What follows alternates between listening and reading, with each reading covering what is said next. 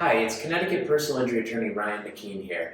And I'm going to talk to you about a little bit of an obscure concept, but one that comes up a lot for our clients or people undergoing litigation in Connecticut, and that is a return date. And this took me a long time, even as a lawyer, to understand because in law school I learned federal procedure, not local Connecticut procedure. So a return date is a date that you're going to see that a lawyer is going to put up on the top left-hand caption of a complaint. And the return date is going to be a day that's always a Tuesday, always a Tuesday for you. And it's generally going to be anywhere from 3 to maybe about 8 weeks out. Generally, when we do them, it's about a month, maybe 6 weeks, okay? And so a lot of people, they see that return date because it's the first thing on that complaint that their lawyer has drafted or they have received if they've been sued, and they immediately think, oh my gosh, that's the date I must go to court.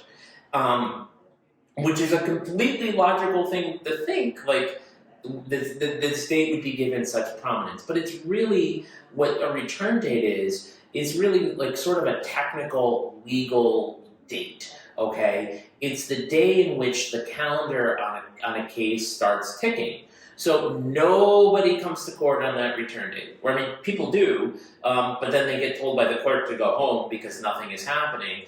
But you don't have to physically go to court on the date. That's thing number one that you should know, okay? And thing number two is that date starts the process because by that Friday, a defendant then has to file an appearance.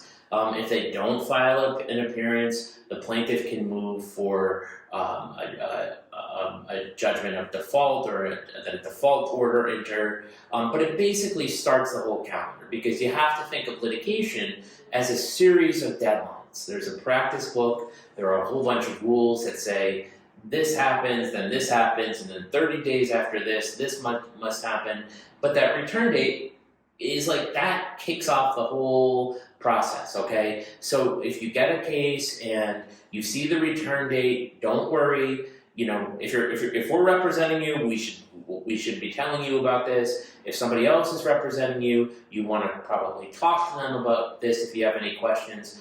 But generally know that you don't have to go to court on the return date, and that's sort of a common source of tension or stress for people as they read a complaint. If you have any questions, don't hesitate to give me a call. My name's attorney Ryan McKeen, 877-CTF-WINS.